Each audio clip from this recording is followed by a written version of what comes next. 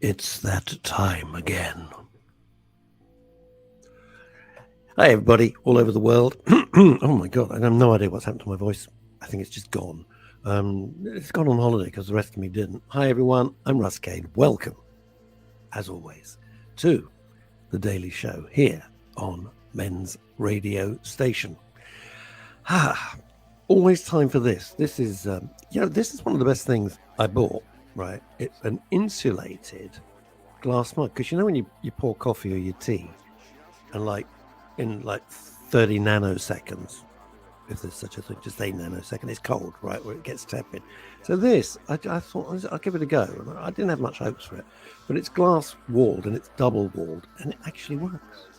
So cheers, my dears, all over the world. Oh, right. You know him. You love him. Please welcome Neil Long. Greetings and good afternoon.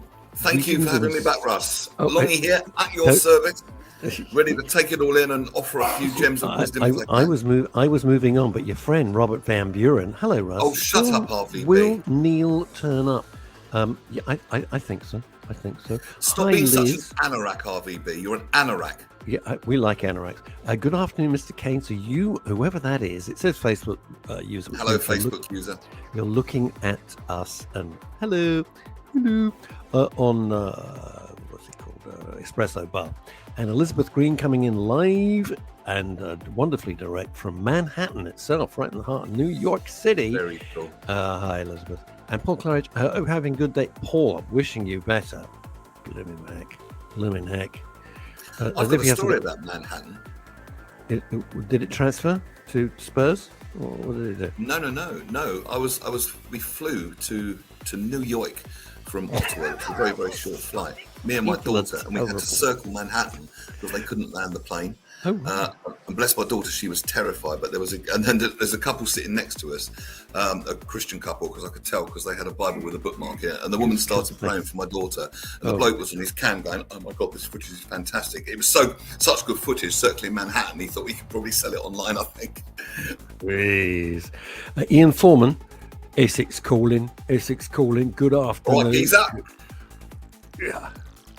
Yeah. Partly escort. Good to have you along here. What? Sorry? What?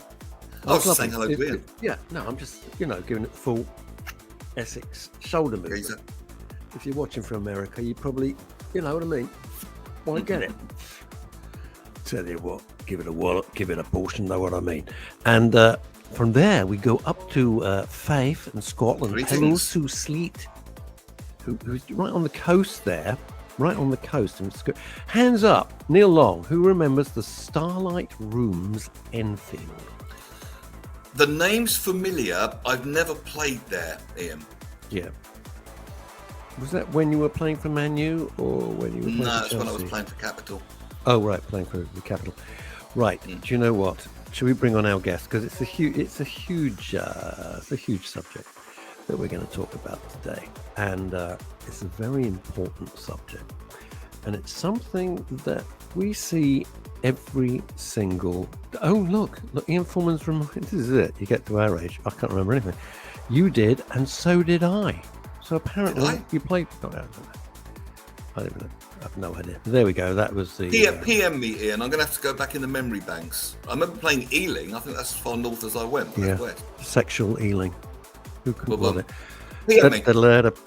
Before I bring on the first guest, I just want to give everybody a little word of warning. Here's fun. So last night, I opened a bottle of wine. I felt like a drink. So I opened this bottle of red wine, pull out the cork with the corkscrew, and suddenly my kitchen is full of red wine. It's like a flood. And I'm looking, going, what the bloody hell's going on here? What the hell? I'm looking everywhere. And as I pulled the cork out, somehow, just below the neck, not my neck, the neck of the bottle, it had fractured. Fractured. So the wine was just lashing out everywhere. Still tasted fine. The glass. For our listeners in Essex, there was claret all over the place. No, I mean, right, let's bring on our very first guest. It's going to be interesting. Hello there. How are you? Hello, Russ. Hello, Neil. I have met this man before. This man is doing brilliant things. Welcome, Jonathan. Thank you very much for having me. I'm How excited. do Really you impressed by your two know each other? What's going on? Oh, we go back at least What have I half an hour. missed? Yeah, at least half an hour. What was it? Who was it? Why did we get to speak to each other? Mark Jarrett. That's the one. Oh, There through you go. Mark. It's Yeah. through Mark, is it? Oh, Yeah, okay. yeah, I yeah. must Oh. introduce you to Mark Jarrett. I think I already You did. did. You Runs did. 200 I've never WhatsApp had so many groups. He's WhatsApp messages in my Two- entire life. I know. The man is a Some of them are he's a- great, and some of them are just like, this isn't my problem.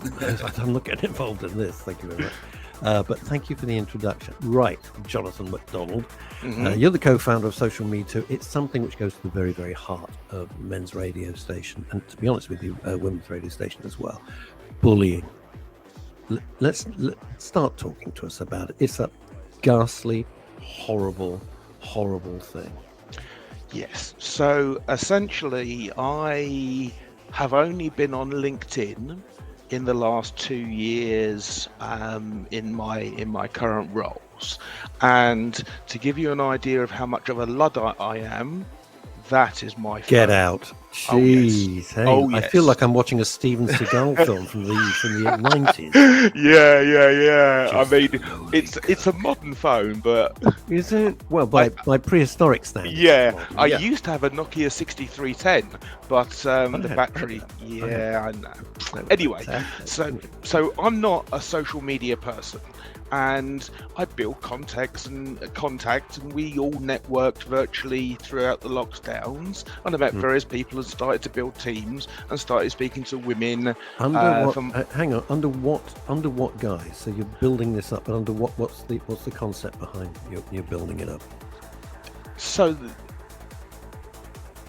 a female connection said to me, oh yeah, like a matter of fact, she said, oh yeah, I get 2-3 DMs a day, people saying to me, oh, you're so beautiful, do you want to marry me, or something more based Direct? on that. A little bit more direct. More Very suggestive, good yeah. word. Thank you. That's what Um, we're looking for. And I'm then aware, because once you go bing and your awareness is up, and then you look at politicians, female politicians especially, getting death threats, rape Oh yeah, threats. I had tea Yeah? with Ruth. I had tea with is it Ruth Smee, the House of Commons. It Really? was absolutely shocking. Yeah.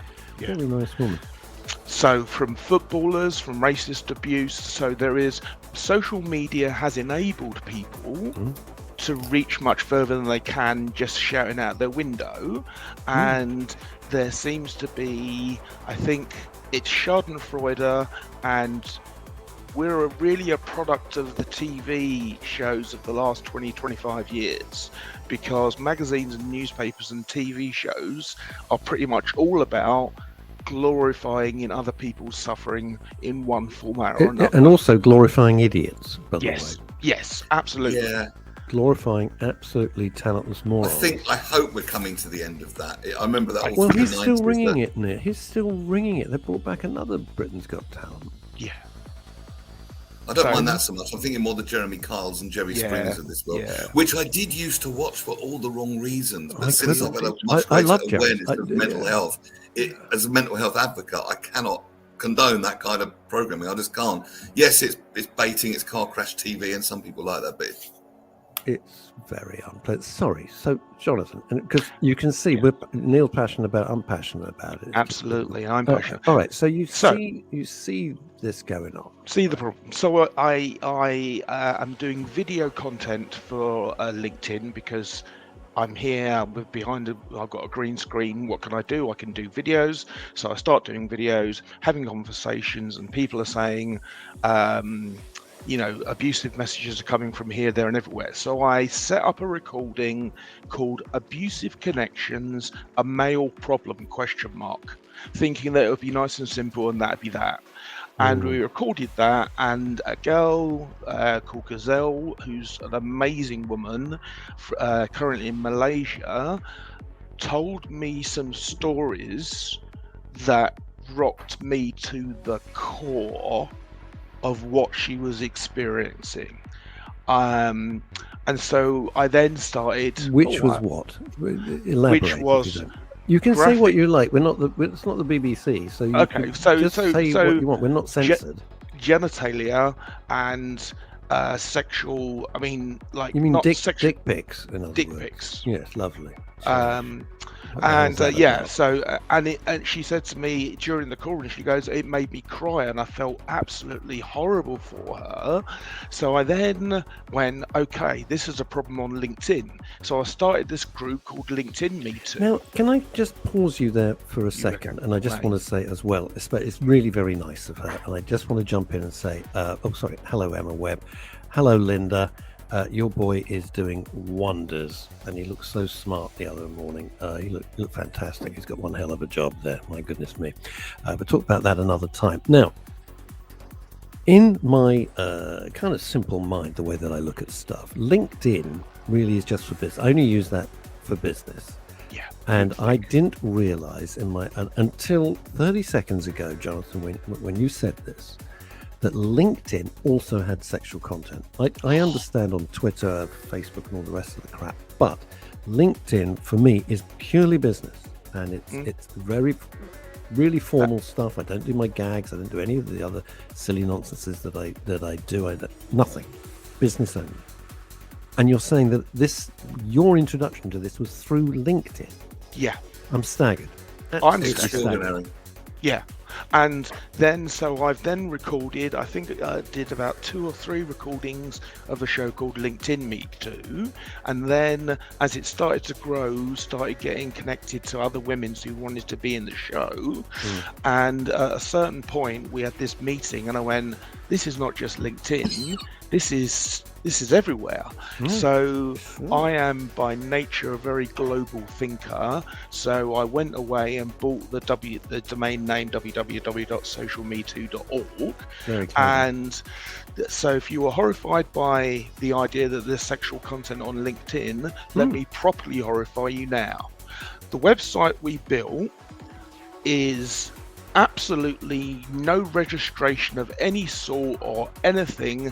You can leave your stories, victim, survivor, testimonies anonymously, because I realized that what happens is people get things, if they have got a smartphone, it's there, it's right there, it's in your Well, physical Neil and I space. said last week, and we've talked about this so much, Jonathan, like with bullying, especially bullying of girls at school, which is a whole different ball of wax. We can talk about that if we have time. When we were at school, avoiding the saber-toothed tigers on our way, bullying stopped at the school gates. School ended, you went home, you watched Tom Now and it's Jerry, right here. and now 24/7. And I have friends who've got young daughters, and what happens to them is jaw-dropping. It is And I won't horrible. mention any names. You know, Well, awful, awful, awful. let me tell you the horror then. So the inspiration for the way we built the website, was because I saw a breakfast BBC News, and a woman called Soma came on that, and she was talking about a website called everyone'sinvited.uk. And she spoke on one Monday of her in-school sexual assault, rape, in school. In school, And the following Monday, she was called back because in that 7-day period, 10,000 survivor stories of in-school sexual abuse. no. Absolutely. The police, there was a BBC story again. Well, I've got to stop you. Hang on. Yep. This is. I knew this would be heavy, but I'm stunned. I've never heard this before. Neil, have you? Yes, because I've had a conversation with Jonathan before. Otherwise, I wouldn't have. Never, Only 'cause we connected before. ever come across my desk. Who would have thought? So where did you get this 10,000? Can I dig down a little bit more here? Where did the 10,000 figure come from? That was what they reported on the news. That was why they called it back the following Monday, because 10,000 extra stories. But if you go to the website, 10,000 people went onto this site, or they came? Yeah. Who did they come forward to? Just this site? just to the site. So that's the point. The trouble is that trauma, when you've got your device here, goes around your head, it goes around your thinking, and it's cathartic to get rid of it. And she knew that as a sexual assault survivor, that being able to speak about it helped her tremendously. But trauma can hold for 10, 15, 20, 30, 40 years before you respond. Untreated, yeah. Yeah. It So festers, doesn't it? Yeah. It just sits there and it festers. It's hopeless. So there was in the news, it was another story of 10,000 overall cases between 2015 and 19 that the police are investigating. 2,000 of those, both the perpetrator and the victim were below 10. What? Yes. And from your friends' teenage daughters, they won't tell your friends their fathers I can't move on from it. Below 10? below 10. So how did we get to What this the place? hell? And why will they not tell their family? Are they scared of being judged? Because if I understand this correctly, it's the victim of the assault that feels Yes. soiled and guilty and broken goods and shameful. Yeah. There's wonderful lady who I'll mention in a minute, and she might be listening, and she's done a TED talk on why I'm shaming shame. In fact, I'll name her now. Her name's Madeline Black. She's one of my podcast clients. I mean, her backstory is jaw-droppingly horrific, and the work she's doing in the world now is unbelievably inspiring. She's just inspiring people all around the world. She's an incredible woman. I think you'd probably love to have her as a guest at some point, Russ, but it's just very pertinent to this conversation. Very much so. God damn. Under And then 10. Yeah. And then I the final can't get one. past that at the moment. My head is reeling. Well, there's more. Well, hang on. Let's just Go on. because we can only take so much horror at one moment. It's like a David Yeah. Cronenberg film. This show today. So Don't listen. If you want to be horrified, everyone's invited.uk. I could only start to read a bit of one story before it ripped my stomach apart. Jonathan, I got to ask you this: what if you're under 10? Am I being really dumb here? I'm not under 10. Where are Age they terrible. getting this sexualization from? If Well, they're under That was 10? my question. But why? Where are they getting it from, and why can they not? Why do they think they can't tell their closest relatives? That's what I was getting to say. Are they afraid of? That's how I got onto the shame thing. Yep. Are they afraid of being shamed, or that they won't be believed? I can't speak for Has those Me Too victims. helped this? Social Well, Me here, Too. look at this. This is coming in. The general Kerry- Me Too movement. Look at that, Kerry Stoneman.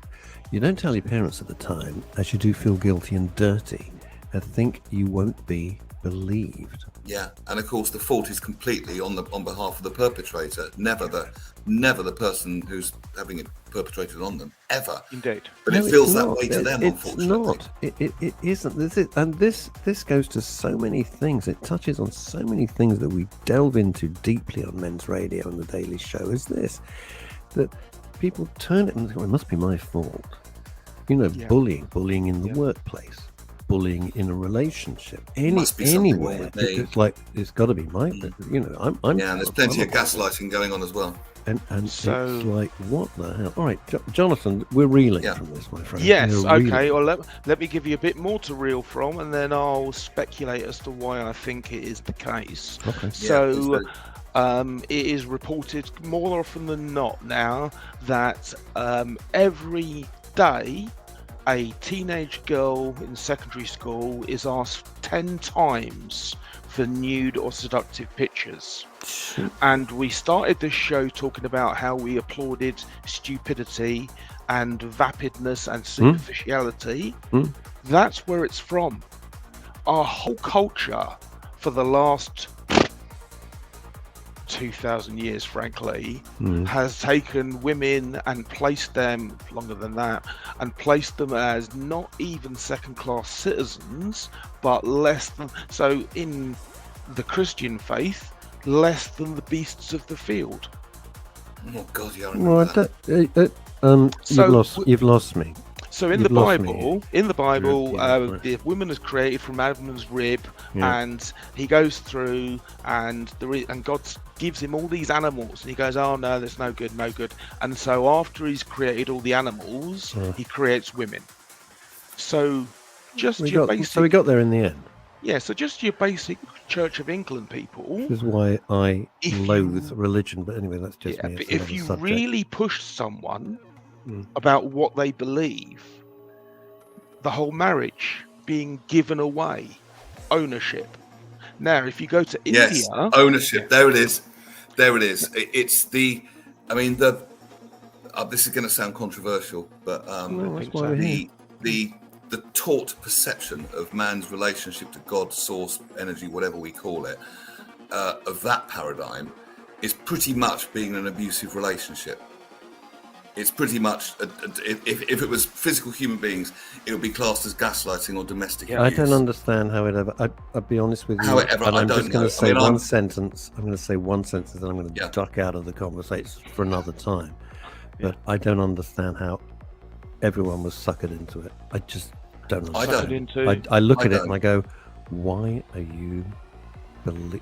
If Yeah. it gives people comfort, I've Oh, I see. always said Yeah, this. yeah. Let me just say this, because I don't want to be rude to people who have faith. If it gives you comfort, then that's a wonderful thing. If it gives you, I have this discussion with Phil Dave a lot. People think we just talk about whiskey, but we don't. We have very different views on stuff, because he's a religious guy, and I'm not, for a whole raft of reasons. And I just think, wow, it's always like it's an angry God. I'm going, what do you want to follow? Why? I just don't get angry it. with who? If you Why are you were always everything, angry? If you were everything, if you were the whole universe, what is there to be angry about? What do you, could you possibly need? if you've made everything Crazy. that's fabulous, what are you upset about Neil Long at 33 The High Street? It's just bonkers. I know. I'm sorry. It's- if I'm you're spiritual, offended, I not religious, apologize. If so- I'm but not these knocking old you. ideas are not spiritually or scientifically correct to me, so I've just completely Well, rejected there them. we I'm go. down with some spiritual stuff like meditation, mindfulness, and all that. Anyway, Well, there you go. Parallel universe. Elizabeth Green from New York is saying this. Jonathan, you're coming back as a guest, my friend. My God, so much to talk about. If you Yes, don't please. like yourself, now this is very interesting from Elizabeth. oh yeah, If you don't like yourself, saying no is hard, even when you're educated and you know what you should say. What I notes, understand that. pictures? But when you say, Elizabeth, I'm sorry to drill down a little bit more, but I've met you twice for coffee when you're over from America, and I'm going to ask you this. When you say no, what do you mean no? Do you mean no, I'm going to be blunt, sexually, or just no, I don't want to do that job, or no, I don't want to meet that person for lunch, whatever. So just, what do you mean? And self-worth, of course. But when you're 10 and you're under 10, this whole notion, you haven't had enough time to start thinking of, You oh could my have God, possibly sexually. learned Oh, about well, boundaries. Okay, You've been so educated on- So I'll mention a book that I suggest people read. It's called The Authority Gap. So by the time children are 5, mhm. both girls and boys believe boys are more intelligent, even though that actually in their results is not the case. It's not the case. No, It's not the girls case. are much It's better because students. we They've are always been much conditioned. better students. We're conditioned to speak up, to shout out, "Oh, miss, yeah." If a girl does that, oh shit, sit down, don't make a fuss, don't. Well, that's up It's to the what parents. I'm happened. going to shock everybody. Go on I'm then. going to shock.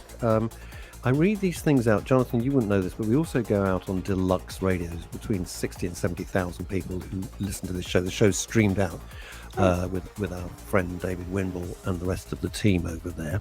So I have to read it out because they're listening. They're not watching at the same time. This is making my stomach knot. I was 8. Jesus Christ. I was 8 and as shy as could be. Elizabeth, I have no words. For once, I don't know what to say to you. I'm going to say nothing because I'm And so at that sorry. age, you'd be old enough to think you might be being rude by saying no to an authority figure. God's sake. Yeah, there's so much I education. needed. actually feel, I got to be honest with you, I actually feel physically sick. Do you? I do. I feel I actually Yeah. feel, I'm sorry, I don't often get this involved, but on a visceral level, I feel physically sick. I'm going to have to read this one as well. And in a circumstance at school where I was naughty and bright and pushed down, not allowed to bloom in a bright school. Wow. Oh, no, but she's cleared this up. Oh, thank God for that. Not sexually at 8, sorry. Right. All right, thanks, Elizabeth. Right, thank God for that. Right, moving on. Jonathan, I'm shocked. Yes, and so was I. And it ties in with the main thing I'm doing, because this is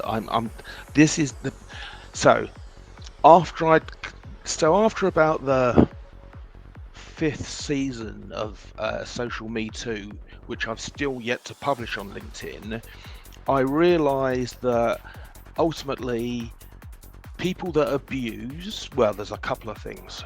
So women suffer, my current perception, disproportionately to social media abuse, and ultimately there is a situation whereby people that abuse have often been abused, and I think there's a whole hidden area of male rape and sexual abuse. Oh, there is. You should Yeah. see the messages I receive. I get a lot of private messages, especially when we were looking at the Jimmy Savile thing. Oh my God. Creep.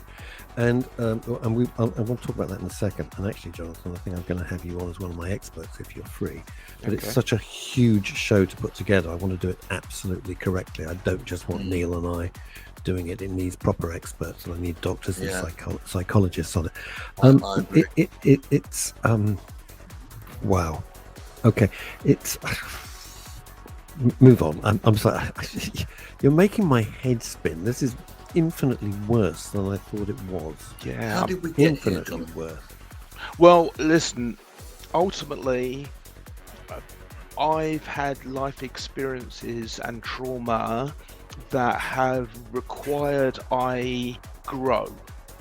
And part of growing as a person means taking responsibility for your position in a circumstance, irrespective if something else or someone else is to blame. You take responsibility for your own actions. But that is a, as it turns out, relatively elevated position to take. Most Do you people want live. to break that down for us a little bit? It's a more empowering one. I mean, it's kind of I've studied a little bit about this. It's let's say you punch me and give me a bruise. Are you to blame for the bruise? Yes, of course you are. However, the empowering version is, and I do mean, because these teachings aren't particularly common, with the right support, the right therapy, the right help, the right whatever, you can take responsibility. But that's an empowering thing because it puts you back at cause. Exactly. And being a cause of your experience is being different from being a victim of it. And it's a subtle thing. Is the person to blame for the assault the victim of Yes. it? No. What? But they Yes. don't have to remain in the victim mindset. And I've spoken to many people that have been through this I thought journey, you and meant, it's not Neil. always Sorry, easy, Neil. depending on the levels of trauma. I thought you meant is the person who smacked you in the face. Do you mean is the person who smacked you in the face to blame for the assault? Yeah. Totally. Yeah, that's what I'm saying. Will Are they Smith. to blame? Will Yes. Smith. But am I a victim of that? That depends on the way I look at it. I've got the power to heal. I've got the power to choose how I want to respond. The power Well, you is are a mine. victim. Hang on. If you're walking down the street and some, mugger comes up and stabs you, God forbid, in delightful London, where that seems to be okay, but you can't stare at anybody. I've never heard such crap in my life. And I know. this is just disgusting. Anyway, it's another issue that makes my blood boil. But if you take something which goes back to what Jonathan was saying at the front end of the show, the Oscars, a man got up, assaulted another man. That guy, Will Smith, should have been escorted straight out the building and prosecuted. Good example to use. But Is what Will happened? Smith responsible for that? Good example to use. Is Will Smith responsible for that? Totally. Yes. However, how Chris Rock responds, the way really good way I heard it explained was putting the hyphen in the middle of the word responsibility. Responsibility. If you've got a greater ability to choose and respond, your response to that puts you in the role of creator of your own life rather than the victim of someone else's actions. Yes. And it does need help to in do that sometimes. That's the second, best way of putting it. in that second, somebody through violence destroyed their career. That guy's finished, and Chris Rock became a hero because And I was talking about this. I was on another. I was on a TV channel this week, and we were talking about it, and we were saying, how did that person continue to perform? Because I don't know about you, Neil. I would have been in such shock. I would have been a mumbling wreck. Never mind about hosting a show I with would have 20 probably million thought people. something hopefully witty at the time, and then afterwards I'd have probably had delayed shock. I thought, what Yeah. the hell happened? Yeah, I totally But when so. you've got, you and I both know this very well, Dr. Theatre flowing Yeah, through you, sure, it you can do. it can do the miracles, which I think But Chris he- Rock did. he- Plus, he- he's an incredible professional.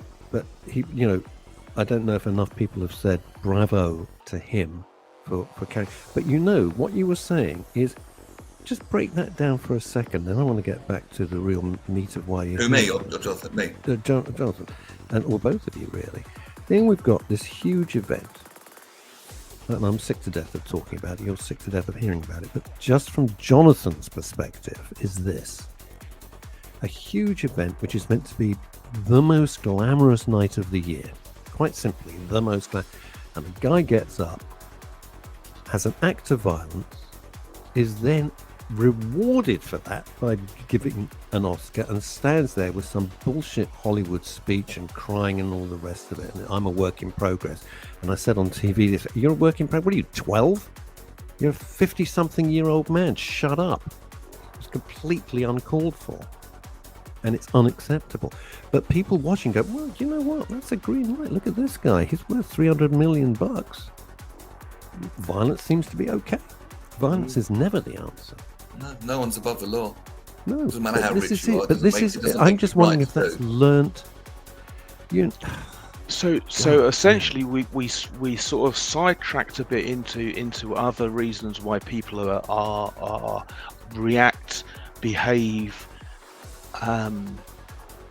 unfairly, unequitably, and ultimately the Will Smith thing, I think, is useful as an analogy in that is a person who was the highest of his, lauded in the industry, completely lost it. And in fact, for me, the slap wasn't the thing that shocked me.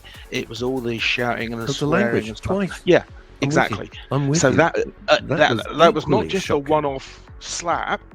It was a slap and then a further and we'll have to have another discussion about this, because it's a behavior that I've seen with people that take cocaine a lot.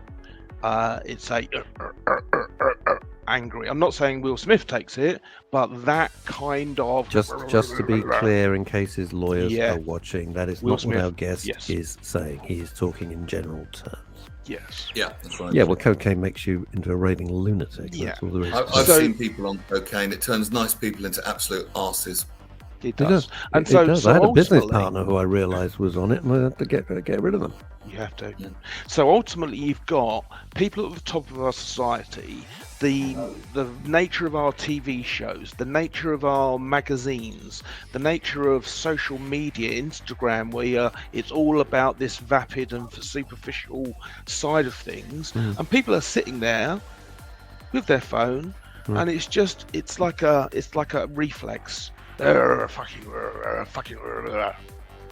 So ultimately, because obviously we're maybe limited for time, obviously those people cannot be changed until they understand that the behavior they commit is because of their own trauma, and that's something which comes to us. I'm 50, you guys are a little older, you look better, obviously.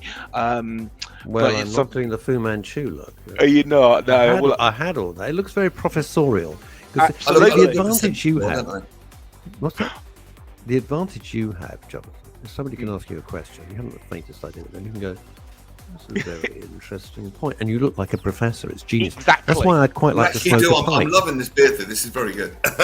And the thing, that's why I'd like to smoke a pipe. Because someone could say, da, da, da, da, da. And I'm thinking, Yeah. that's what I have for dinner. But I can go, very good point, Neil.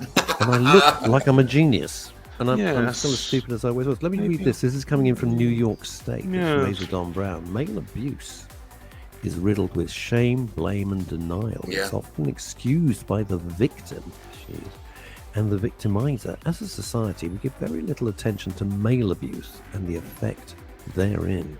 Yeah, The point I bravo. was making about Savile, sorry, and I want to go back to you, Jonathan, was this. I was stunned by the number of people who privately messaged me after that documentary, guys who'd been abused. And I was like, oh, this is a can of worms I was not expecting. Anyway, that's for another day. That's for another day.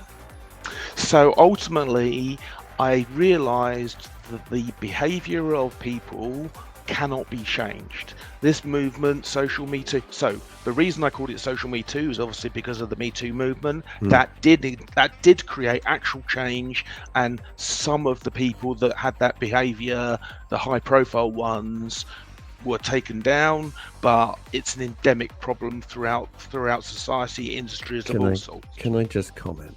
Please. I do, and you never hear this on other media outlets because they're too scared to do it. But to be honest, I'm not, or maybe I'm just too stupid. Is this some of the people who were leading the Me Too movements were the worst perpetrators of playing the Hollywood game? Really? I know that from people who are in the. No, we're not in the Hollywood industry, but I know this from top film producers, and they go, X and Y, you must be kidding. This is how they got to the top. It wasn't through talent. I'll leave it at that. Of course, it has been as old as time, since the 20s, that, that was going on in Hollywood. Since the 20s, this is nothing new. And the people go, I never knew it. What do you think the casting couch was? My God, absolutely right. Was it right? No, it was never right. Did God knows how many actresses play along because they would, they wanted that career? Yeah. I would They challenge did. It's you. not. I would challenge you. I'm not condoning it, please. No, but I'm I not. would challenge you on playing along. I would challenge you on that simply because, so the Rose McGowan, her book Brave, talked about her experience, and she didn't even name Weinstein, but she was talking about that situation. And let me tell you, there was no playing along to be had with the way he behaved, and there's no playing along to be had if your life, your career, your earning capacity is in the hands of someone who's making sexual advances. You feel you cannot say no. You feel that this has been going on for so long, I'll have to take one. But so I disagree with playing along. I think unwilling victim, knowledgeable victim, knowing that you're being abused and exploited. I think you're absolutely right. But I think you own, and it's a kind of. It sounds like I'm condoning. I want to be very clear. I'm not in any way. But it's a deal they make with themselves. I want to be an A-lister. I want to be a star.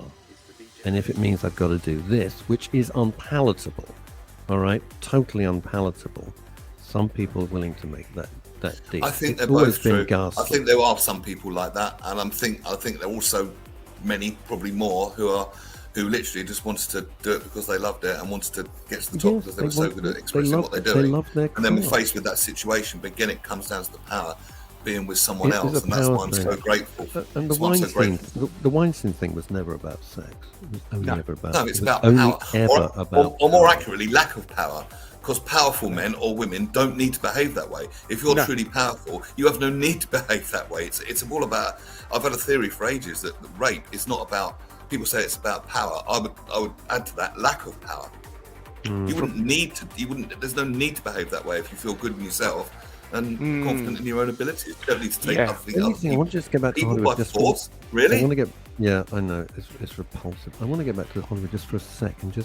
Unless you've been to Los Angeles and spent time there, you don't realise it's what my late friend Francis would call a mining town. If you're not in the industry, there's no point in being in Los Angeles. Being anywhere else, you don't need to be there.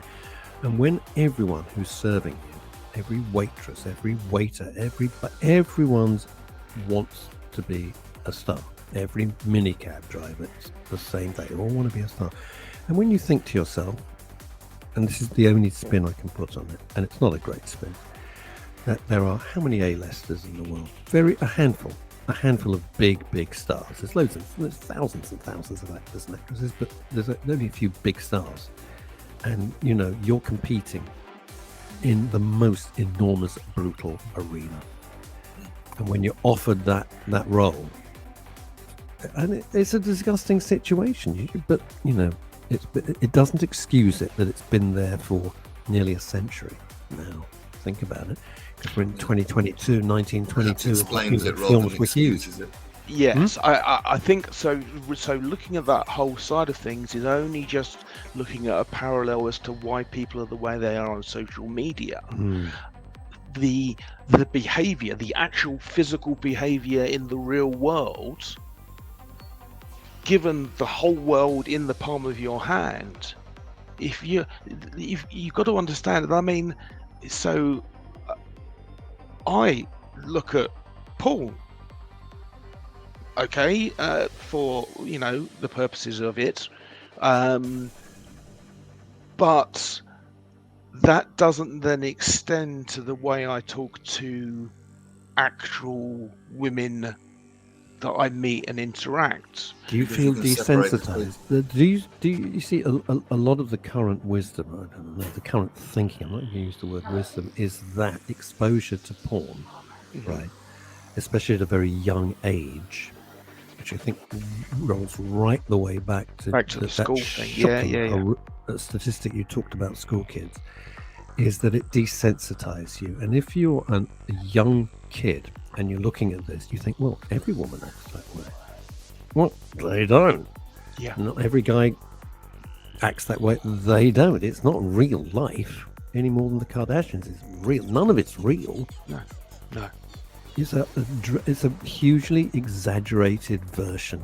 It becomes difficult because it stimulates the pleasure centers, the dopamine centers, and then they get burnt out. So it's a bit like if people are on drugs, they say you can never replicate the first high. Yeah, it's overstimulated. Yeah. You need more the next time to get the same high. So that's why people start watching more and more extreme things. It's to do with the dopamine centers in the brain. Yeah. So is that one and treatable as such? Is that one of the factors? And it's only one. That's not. No, but I'm just saying that I'm not even trying to pretend that I'm perfect by any stretch. And watching porn is a fairly base admission to make, but I make that simply to say that I think I'm quite a feminist, but still watch porn. So, well, you can rational. I'm putting words into your mouth. Forgive me. But you haven't yet. But if you can rationalise this, you're not going to walk into Tesco's and think that every woman walking around is a potential, porn star. I mean, because they're not. They're in. I don't have a problem with what you said there, Jonathan. I mean, I've watched Silence of the Lambs, but I've never gone and eaten anyone's liver. Do you know what I mean? Yeah. Because thinking people are intelligent enough to be able to separate the two. Unfortunately, some people aren't, and that's another level of confusion. If people can go up to soap opera stars on the street and go, "I can't believe you treated your mother like that," which happened to John Alton. It happens all the time. They think it's a blooming documentary. And I just think, I don't want to be rude, but this is about mental health. How thick are these people? How could they not see it's not real? Well, they can't. I sound like a Daily Mail reader. So let me like a rational person. Let me draw a number of strands together then. So we talked a little about religion, and religion, whether you do it or not, is about your belief systems. It's about how you interpret the data coming in from the world. Now, I'm dyslexic, and as a consequence of that, I experience the world multi-dimensionally. I'm always constructing in my mind different points of view of the situation I'm in. So it's easy for me to empathize with someone because I can imagine their perspective without even trying. They just talk to me. That's a great gift to have. It is, and it's the reason why I follow it. I'm not sure I get the gist, but I don't understand how the mechanics of it are working. Right, so you think in pictures. You're quite right, brain. You think in pictures and images a lot. Yes. Yeah. Have you done any NLP, Jonathan? I've done NLP. I'm an NLP practitioner. Yeah, so you're visual. Yeah.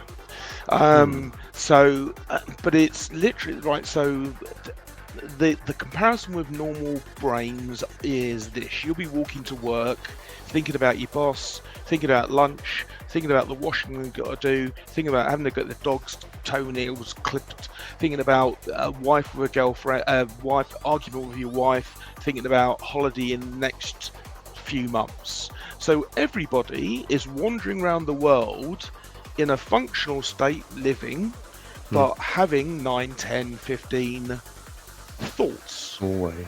in their head. Jonathan, Now, can I invite you back because I have our next guest. You're welcome to stay. Please, I Do you would. wanna Yeah, stay? yeah. This is a completely different subject. Even with the best will in the world, Neil Long, as a pro of many years, I cannot segue this neatly. It's a complete bump.